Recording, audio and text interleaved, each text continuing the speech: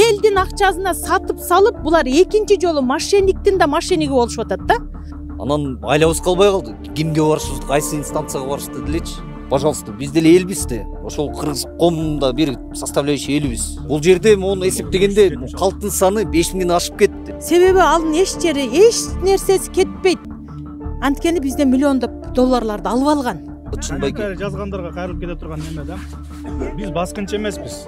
Өзүбүздүн укугубуз менен, өзүбүз желаниябыз менен сатып алган. Мурдагы жердин ээсинен сатып алган. Мурдагы жердин ээсинен сатып. Президентибиздин амнистия закону бул иштейби же ушундай бурмаланып кете береби мынтип элечи. Жалпы 27,9 гектар жер. 3кө бөлүп атат эми. Получается, биягы Акунбаеванын тиги жолго чейин 3кө бөлүнүп алды эми, тиягы отдельно. Кудайбердиев деген бирөөсү особо крупный размердеги мошенничество менен, бирөө болсо подделка документ жасап жүргөн адамдар тиги жасап атат да, буреке эме Чунуевка өтүп баратат да. Бияктар эми эл катары көрбөйт, баскынчы көрүп атпайсыңарбы? Даже мына этикет общения да, чиновничий этикет общения. Биз коркуп аткандай эч сатпагыла, салбагыла, жериңе де ала алсапчы. Урматтуу Садыр Нуркожоевич, Камчыбек Кыдыршаевич, биздин көйгөйдү оң жагына маселебизди чечип берсеңиз, ушунча элдин атынан 10дон 1 бөлүгү бул.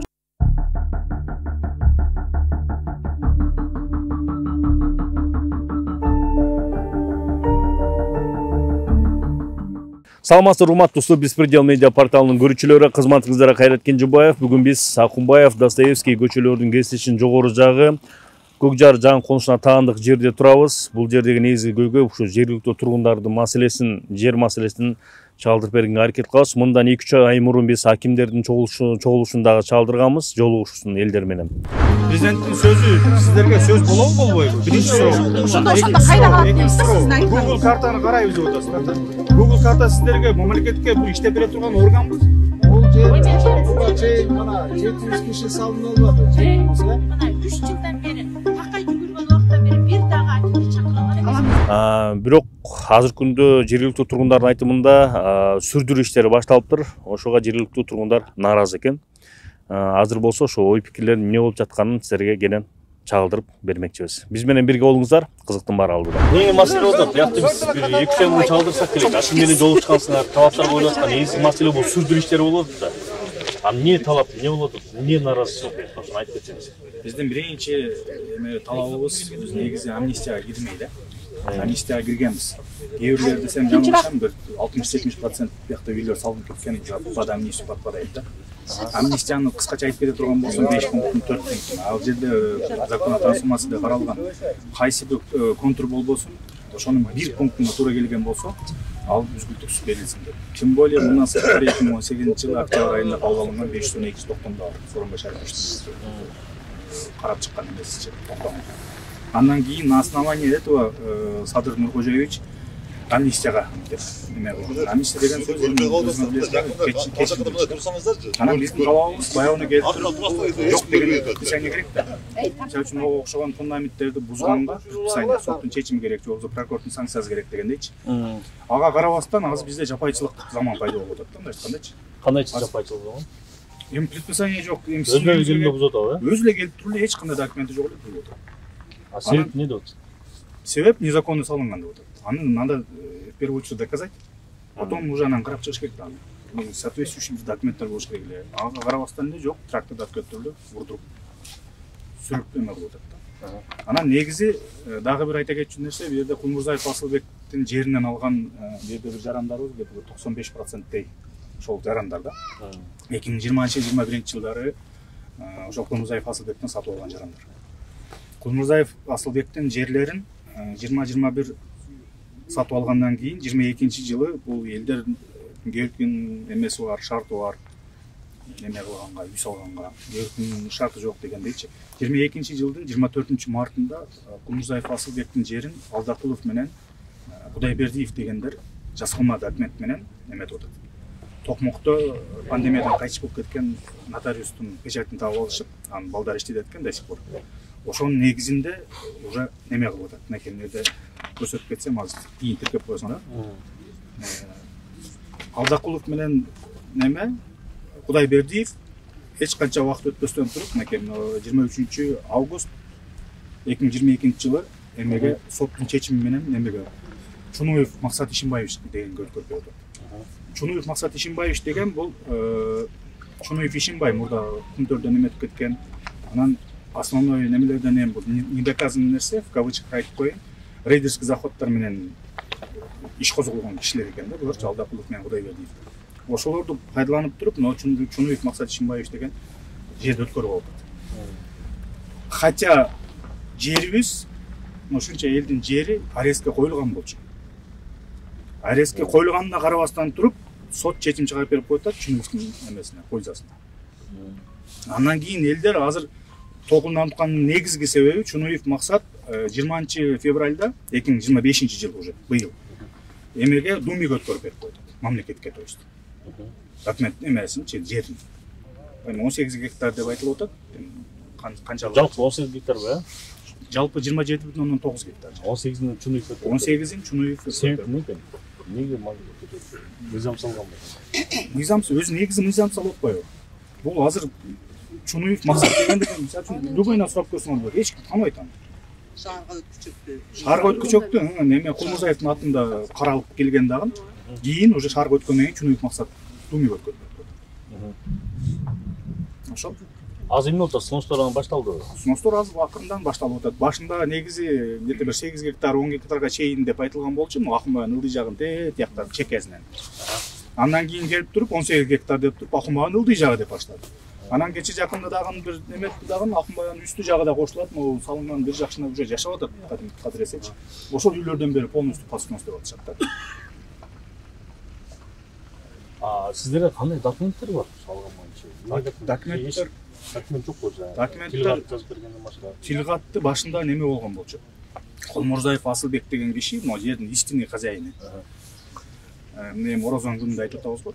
Истинный хозяины Оморов Султан Абибилляевич дегенге эме берип атат. Мына элдин көзүнчө. Мынакей мен колумда кызыл китеп турат, расписканы сен жазып бере бер деп туруп, ал дагы уже дагындай действияга барып атат да, машинский действиягачы. Себеп дегенде эми мисалы үчүн мен жердин ээси болгон болсом, мына доверенный лицом ушуга неметип бере бересиңер, акчаңарды бере бересиңер деп туруп, даже фиксировать этилген видео немелерибиз бар. Видеодо уже акча алганда. Ошол убактар бар. Ошол. Аз эмне болот сана, эмне кылайын деп атат, сотко бердиңиздер, сотто тастарбы? Сотко уже жазбаган жерибиз калбады. Полностью жазып атабыз, киргизип атабыз, тиги Ген прокуратурага бердик, ККМБга бердик, бүт жака берип атабыз, жыйынтык жок. Эч бир мындай ответ каралат, сот жагынан чечилет деп неметип. Ажоовузга кайрылыш керек. Ажоовузга кайрылыш керек болуп атат. Ошо биздин үнүбүздү жеткизип берсеңиздер деп ошол Немесин чечип бер. Көптөн бери эле канча жолу, 10-чу жолу болуп атат, ошол эстермен көрүшкөнүбүз. Анан тигинти эле жана курьерде жолу документ тапшырып жүрөбүз. Ар жактарга элечи. Жооп жок. Анан реакция да жок. Келет, успокаивает, кетет. Баары жакшы болот, неме болот. Анан кече келдим, монтуп карасыңар, тартып койсоңуздар. Монтуп снос кыла баштады акырынданчы. Анан бул кандай болуп калат? Эч кандай захват жер эмес бир. Өлкөдө сонун нерселер болуп атат. Бирок, могу персонально биз жак көрүп атасыңар да эмне болуп атат. Биздин үнүбүз жетпей жатат. То есть биздин мнение не считается, да? Бул кандай болуп калат? Анан айлабыз калбай калды. Кимге барышыбыз, кайсы инстанцияга барышты делечи. Барсаң эле незаконно деп. Биз баарыбыз акчага сатып алганбыз байке, мынучу. Айтып атып уже телевизорде эле калбады. Медийный личность болуп кеттик го, чыгып атып элечи. Ошону дагы жолу кайта алып кетип, буну акчага сатып алганбыз баарыбызчы. Ошол Кулмурзаев деген байкеден. Аны могу эл таныйбыз да баарыбыз, Вот. Эми айтып атат, биз незаконно кылыппыз баарынчы. То есть ал жак баары законно, биз жактан эле незаконно болуп элечи. Ал кандай болуп калат? Эми азыр ссылаются, да, эми силер билип туруп алган. Да, биз билип туруп алганбыз. Амнистия чыгат экен, тигинтет экен депчи. Ошого сүйүнүп, ажообуз жаңы амнистия законуна кол коюп бергеннечи. Ажообуздан суранып кетебиз. Биздин кичине көйгөйүбүзгө көңүл койсунчу, пожалуйста. Биз деле элбиз да. Ошол кыргыз коомунда бир составляющий элбиз. Канча үйлөр бар, канча? Бул жерде муну эсептегенде калктын саны 5000ден ашып кетти. Эми электорат мындай айтканда чоң элечи. Ошого карабастан эми үнүбүз жетпей жатат. Тиги жогору жактагыларгачы. Эмне кылышыбызды деле билбей калдык, кимге барышты делечи. Мындай бирөө жарым бул мындай чечилет, тигиндей болот деп состон башка бир жолун айтып атабы? Жок, жок берип атабыз. Жок, баары эле соска эмизме. Эми баарыбыз эле чоң эле адамбыз да, түшүнүп атабыз баарыбыз элечи. Сонун болот, бүтүп эле келаткан баары элечи. Анан болуп келет. Анан акыры келип туруп генпланга такады. Вот генпланыңар. Ага чейин эмне деп аткан? Тиги соттошуп атасыңар. Бүтпөй жатат. Аламедин райондон өткөнбүзбү? Шаарга баягы АТРдин на основании АТР. Уже башкача болуп кетти баарычы. То есть президент чыгарып берген амнистия жарлыгы уже бурмаланып баратат да. Мен доказательством жок. Бир мондай саботаж чыттанып атат да. Ачык элечи. Ажоозго жетпей жатат. Но мен ыйымчы. Ачык элечи. Мен 4-чү жолу выступление кылып атам. Силердин каналыңарга да канча жолу келдим? Экинчи жолу, Теги регионунан деле беркисине деле чыгып эле атам. Өзүм лично элечи. Мен өзүм биринчиден өзүм ойлоп атам. Анан элдин деле көйгөйдө мен де элечи. Анан келип эле бизге статус берип койду. Акыркы келгенде келди. Пустой жерлерди тартып туруп эле биздин статусубуз баскынчы болуп калды. Бул кандай болуп калат? Ошону биз деле билбей калдык. Эмне кылышты билбей калды. Эл эмне кылабыз айтып кылачы. Чечип берсинчи, пожалуйста. Ушул айлабыз калбай калды. Комментарий жазгандарга кайрылып кете турган неме да. Биз баскынчы эмеспиз.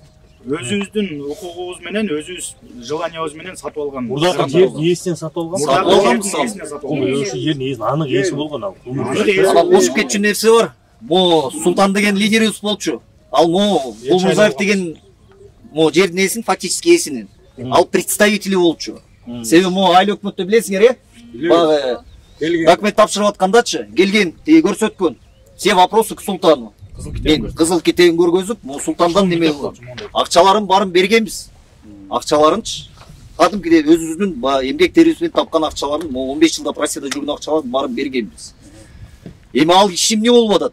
Өткөндө сотко бардыкпы тиги Аламедин судуна, А мне деп атат? Он якобы вообще не продавал. Какие-то 7-9 гектар деле саткан эмеш. А на самом деле фактически жүргөндө бул жерде инспекция кылып эле акчасын бердиң беле, бербедиң беле депчи. Эми азыр болсо түшүнбөй деле калдым кандай болуп атканын. Мен как жаран катары күйбөй эле, мен өзүм үйүмө күйүп атам, ачык элечи. Мен барарга жерим жок. Ошону бир жакшы жагына чечип берсинчи. Бул президентибиздин амнистия закону бул иштейби же ушундай бурмаланып кете береби монтип элечи. На уровне района там мэрии да. Мэрия менен акимет баягы жолукканда арганда айтылды го, жолдун биягы кетет, үстү жагы калат деген сыяктуу акимдин сөздөрүн айтты го ошондо. Жок, туура айтасыз. Монда болгондо бул 172-чи контур. Жаңы амнистиянын бегунокторун алган рассматриваемая часть болупчу. 77. Ошондо биз жашаган жактарда кирет. Үйдөсүчү. Анан келди дагы каким-то образом бөлүп салды. Буларыңар аласыңар, буларыңар подснос. Эмне негизинде бөлүп? Мен биле албайм, билбейм, башчылар барбы арасында? Мен айта албайм. Эмеде кайрат? 3кө бөлүп атат эми. Получается, биягы Акунбаевдин тиги жолго чейин 3кө бөлүнүп алды эми тиягы отдельно. Ушуну баары кетип атабы? Баары кетпей атат. Эми конкретно биз жак кетип атат. Мону көрүп атпайсыңар балки. Тигинде турат. Дальше бузуп атат. Негизи 172. Анан биякта коопсуздук болуп атат эмичи. 172 контур негизи 77,2 гектар болуп эсептелинет да. Биз ушуга бегунок алганбыз убагында. Аламединский районунда жүргөндө 12 станциядан бегунокторубуз бар. Амнистияга жатат деген кагаздарыбыз бар. Ошонун негизинде биз уже жакындап документ тапшырып былтырларда Аламедин районунан келишип өкүлдөр 2 айдай мына Көкчар эмтусунда документ тапшырдык. Ушул кишилердин баарынын документтери ЖИСте өтүп турат. Ошентип эле бизге уже берилсин деп келдилер. Ал убакта Айбек Жуншалиев жана президентский аппаратта ошол жер боюнча адис эле биз ошол жака кирип биздин өкүлдөр чуркап бизди комиссиядан бир 3 кишини шайлап элдин өкүлүнөн. Анан баардык жерге катышып Айбек Жуншалиевдин өзүнө суроолорду берип келгенибизде ооба 77,2 гектарыңар өтөт деген сөздөрдү угуп, даже ошол жердеги эме Аламедин акимиятына даже айтты эле өткөрбөйсүңөрбү, эмне эле кылып атасыңар, өткөргүлө. Алды бүткөн үйлөргө дегендей. Ошондо биздин контурда 14-12 жылдан баштап салынган үйлөр бар. Ошол үйлөрдүн айрымдарынын 4 сотка китептери бар. Бүт жанагы амнистиянын 5 пунктунун баарына тең туура келебиз. Ошол жылдан бери салынып кеткен үйлөр, айрымдардын колдорунда китептер, айрымдыкы кызыл дагы бар, жашылы да бар, айтор эми жер адистер түшүнөттүр. ошонун баары бар. Анан өтүп баштадык элек, баштаганда эле мына АТР негизинде шаарга өтүп калдык. Шаарга өттүк эле, өткөндөн кийин эле биздин өзүбүздө конушта эки чоң проблема бар. Бир бул Рустамбекованын жерин бирөө сатып жиберген 2 гектар ошол сот иши бар. Анан кийин Кулмурзаевдин 27,9 гектар жеринде дагы сот иш бар. Аны жана Чунуев деп эле какшап эле айтып келатабыз. Өйдө жогоруда балдар айткандай. Ошо рейдерлик кылды деп эле чакырыктарды, чакырууларды айтып, билдирүүлөрдү жазап эле келатабыз. Чунуевдин өзүн керек болсо чакырган күндөрүбүз болду. Жогорку сотко чейин сотко катышкан күндөрүбүз болду. Кулмурзаев менен бирдикте эле жүрдүк эле да. Анан кийин ошол бизди тоскоолдуктарды жаратты. Бирок ошого карабастан биздин документтер өткөн ЖИСтечи. Аңгыча жаратып шаарга өтүп калдык. Эми шаарга өткөндөн кийин эле таптакыр түшүнбөй калдык ужечи. Биз ойлодук шаарга өткөндөн кийин эми тезирээк биздин көйгөйлөр чечилет десек, жок, тескерисинче шаарга өткөндөн кийин эле алабыз, бузабыз, кесип алабыз, изъятие болот деп ал тургай мынакей кагазды берсең жанагы. Мынакей мынандай кылып уже биздики 20 февралда уже даже өттү. Мынакей өттү. Өткөндө да кандай өттү? Өткөндө дагы Чунуевдин жерин ошол мошенниктер эле деп айтам, анткени сот иштерге да катышып калдык элек, уктук элек, баягы көрдүк эле да. Алдакулов менен ким эле? Кудайбердиев деген бирөөсү особо крупный размердеги мошенничество менен, бирөө болсо подделка документ жасап жүргөн адамдар тиги жасап атат да буреки эме Чунуевка өткөрүп ачат да. Анан азыр мына эми ушул мошенничество кылып жанагындай кылган адамдар жерди өткөрүп берип атат. Бул канчалык деңгээлде закондуу, ушуну бир суранат элек, канчалык деңгээлде. Ошондо мындай болот да, уурусу күчтүү болсо ээси доого жыгылат деп коебу кыргызда. Биздики ушундай болуп атат да. Уурубуз күчтүү болуп, ээлери доого жыгылып атат.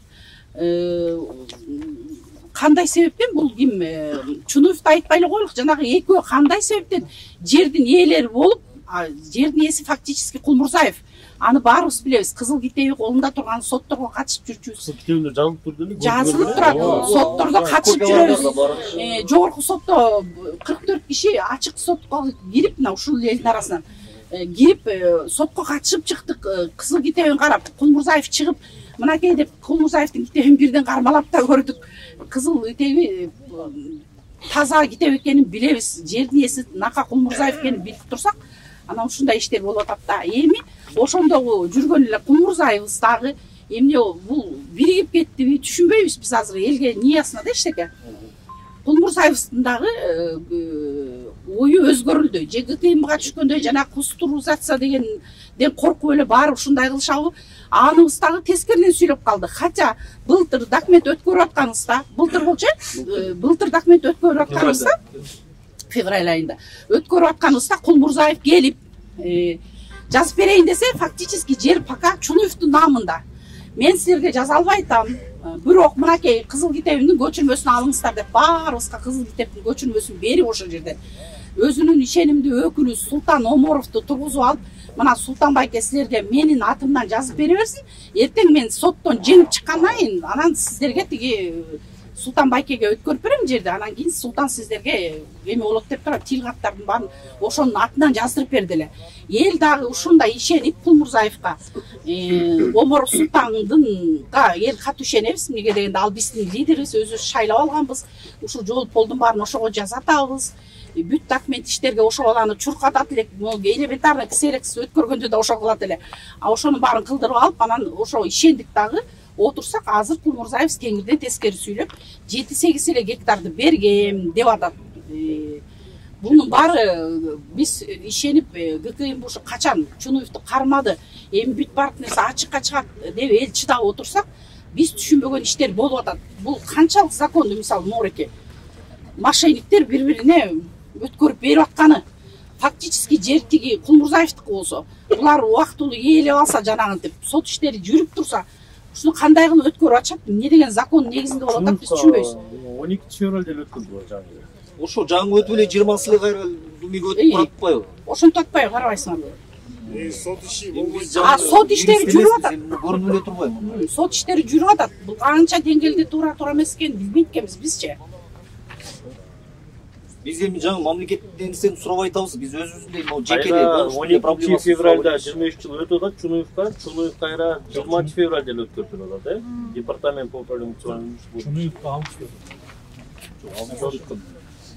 Регистрациясы эме болду. Сот болсо жогорку сотто баягы Кулмурзаев утту. Эки сотто Чунуев утуп алыптыр эле. Бир жол өйдө барып ылдый келди да. Ылдый кызынан экөөнөн кайра Чунуев утуп алыптыр эле. Акыркы жогорку сотто Кулмурзаев утту кайрачы. Ушинтип эле жыгылып туруп атышат. Ушул сот иштери жүрүп атса, могу иштер болуп атат бияктачы. Биздин жерлерде. Анан эми бул эле Кулмурзаевдин жери эле көздү кычыштырбастан эми бизге келип туруп мынакей Тети Тынчтык көчөдөн баштап бузулат деп эле коркутат. Тети жолдонбу? Тети жактан бери дейт. Андан сыртып аткан ишкер балдарыбыз бар жакшынакай.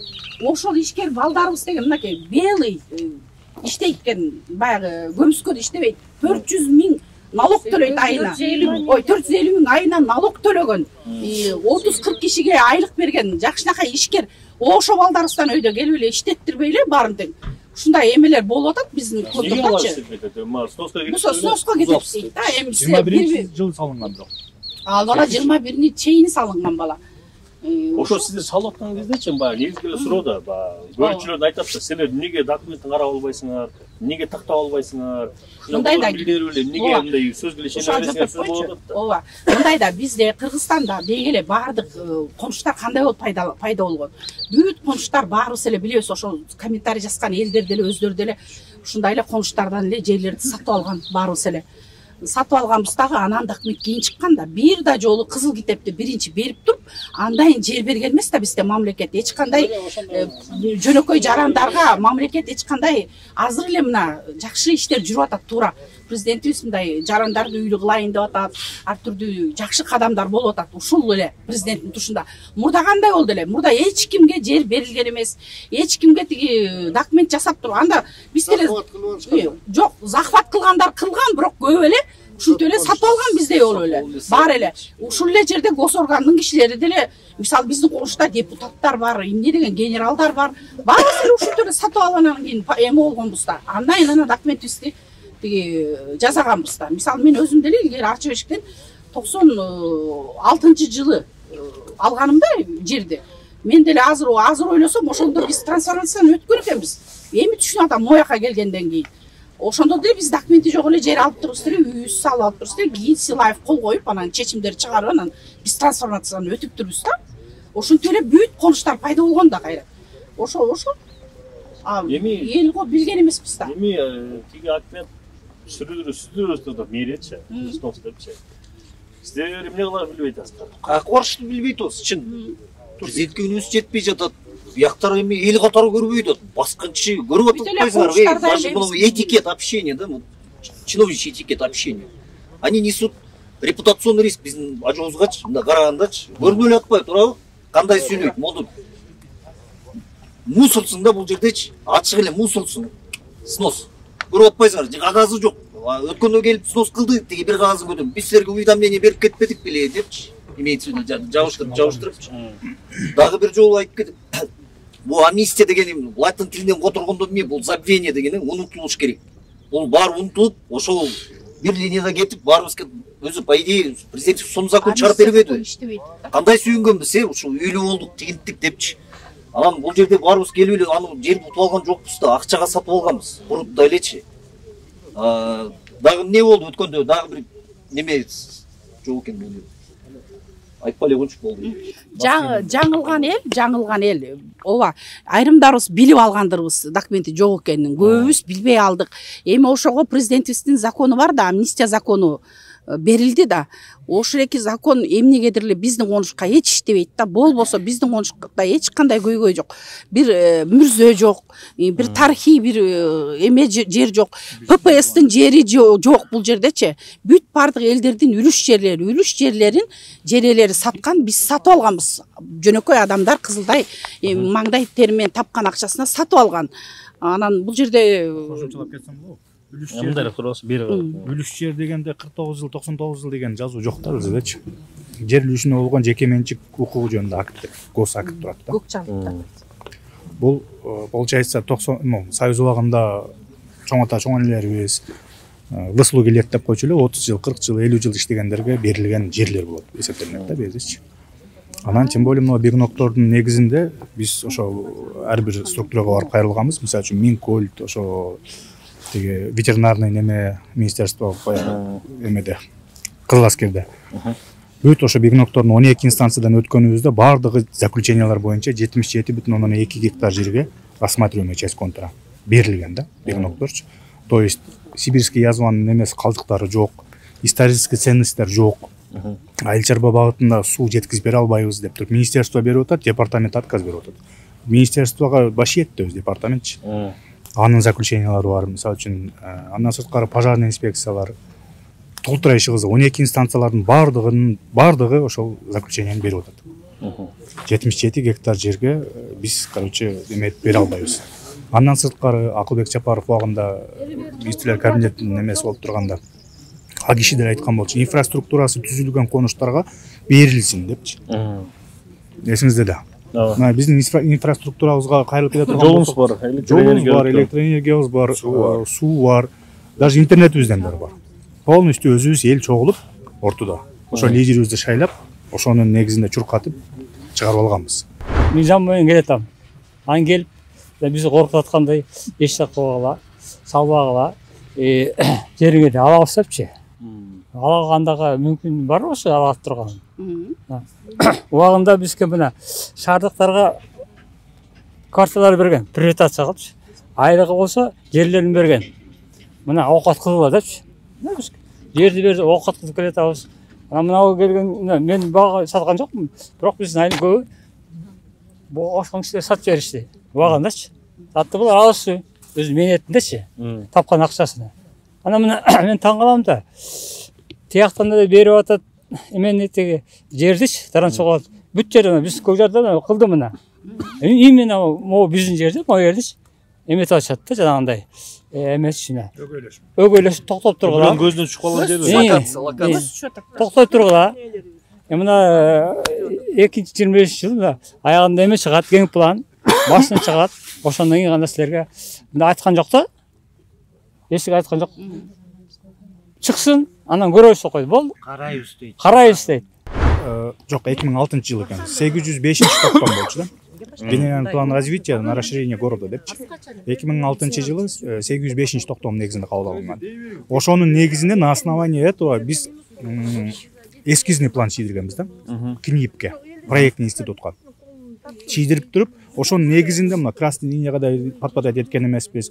Ахунбаева как она есть, так и оставили да. Бүт немелерди, нормаларды соблюдать этип туруп эметкен да. Общийчи, конуш боюнча. Так что красный линияга чыккан эч бир эмебиз жок. Биздин только ошо мыйзамдуу эле талабыбыз да. Амнистия иштесин. Амнистия иштесинби? Иштесин. Амнистия иштесинби? Иштесин. Улуу урматтуу Садыр Нуркожоевич, бүгүнкү күндө ушул 172 контурдун адамдары канча 5 жылдан бери үнүбүз эч жерге жетпестен сиздерге жете албай жатабыз деген эле үмүт менен кайрылып атабыз да. Бул жакта кылып аткандардын бардыгын эле ой максаты жасап аткандары мыйзамга такыр келбеген нерсени жасашып атат да. Ошон үчүн биз ойлоп атабыз, мыйзамды катуу сыйлаган, элин катуу сыйлаган биздин улуу урматтуу Садыр Нуркожоевич, биздин Камчыбек Кыдыршаевичтер мындай нерсеге жол бербейт эле деген ишеним менен сиздерге кайрылып атабыз. Анткени бул жерде кызылдай 20 жылдап, 30 жылдап тыйындап чогулткан акчабызга алган жерибизди саттым деген бала эле өз алдынча эле мамлекетке өткөрүп эле өзүнчө бир башка бир ойго келбеген нерселерди жасап атат да. Биз болсо ушул президентибизден мыйзамы чыккандан кийин үйдө салбастан кайсыл этапта токтогон болсо ошол этап боюнча күтүп турдук эле. Бирок убакытты өткөргөндөн кийин булар бизди алдап туруп эми мамлекетке өткөрүп берип койдум деп атат да бул Кулмурзаев деген балачы. Себеби анын эч жери, эч нерсеси кетпейт. Анткени бизден миллиондоп долларларды алып алган. Ал бала өткөрүп салабы, башка кылып салабы, ал балага азыр баары бир эч нерсени жоготпойт. Болгону биз элдер жоготуп атабыз. Алар болсо ичара келишкенби, кандай келишкен эми келесип адамга деле түшүнүктүү. Алар ичара келишип алып туруп Чунуев экөө, Максат Чунуев экөө келишип алып туруп мамлекетке өткөрдүк дейт да. Элдин акчасына сатып салып, булар экинчи жолу мошенниктин да мошенниги болушуп атат да. Ошон үчүн биздин азыр үнүбүз эч жака жетпей жатат. Балдарыбыз болсо бала бакчага бара албайт. Өзүбүз болсо эч жерге эч кандай нерселерге катыша албайбыз да. Кыргызстандын жетим балдары болуп эле жүрөбүз. Ушул жерде 1000 үй бүлө болсо, 1000 үй бүлөдөн ар биринде 4төн 5тен болгондо эле бир 5000 адамыңыз, улуу урматтуу биздин президент, 5000ден ашык адамыңыз жетимдей болуп эле ар кайсыл жерде жалдырап жүрөбүз. Же үй сала албайбыз, же тигилерден бир жооп ала албай эле ушинтип жүрөбүз. Эң негизгиси сиздерден чоң үмүтүбүз. Сиздер мындай мыйзамсыз жолго барбайсыздар деп ишенебиз. Ошон үчүн сиздерге кайрылып атабыз. Мына ушунча элдин үйүнө сиздерге жетет деп ишенебиз, Бардыгыбыз сиздерге ошон үчүн кайрылып атабыз. Президентибиздин үлүш жерлерге тийбейм деген сөзү бизди аябай үмүттөндүрөт. Биздин жерлер кызылдай үлүш жерлер. Эч кандай жанагындай ППСтин жери эмес, эч кандай бир Ататүрк паркында болуп, паркта жайланышып калган эмеспиз, жана жогоруда да айтып кеттик. Анан кийин улуу урматтуу Садыр Нуркожоевич, Камчыбек Кыдыршаевич Бореки мыйзамсыз деп эле эсептейбиз. Жанагы көчөгүнкү мошенниктер, кечегинки тиги соттолгон адамдар кандай негизде өткөрүп үй алат жерде. Думиге алар жанагы тергөөдөн коркуп эле эптеп эле кутулуштун амалында эле элден сатып, элден эбакта акчасын алып койгон жерди мындайынча айтканда жел козуну эле өткөрүп берип атат да.